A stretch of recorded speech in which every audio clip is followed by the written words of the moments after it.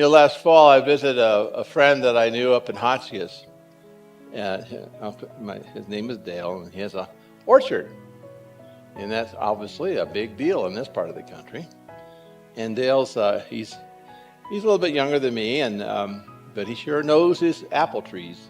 He has, like some of us would know our grandchildren, he knows those trees. I mean, the variety and, when that was planted and et cetera, all that stuff, history. And as we were walking the rows together, I noticed there's this straggly looking tree over there. It just looked like, it's kind of like just out of line with all the other fruit trees that were there. And it was half bare. You know how you've seen those, I'm sure. Those dead branches and there's not blooming and whatever it might be. And it looked like the tree just like given up. My days are over in terms of being a fruit tree. And I said, Dale, why don't you just cut that tree down? He looked at that tree and he said, well, that's my old friend. 3 years ago, I almost did it.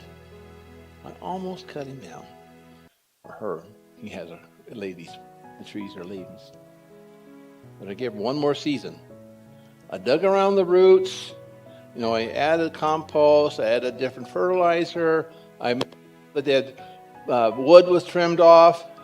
He said, pointed up there, he said, look at those leaves. There's some little tiny apples coming out. They're just starting to bloom, and now there's a few little apples coming out. He said, she's still producing again.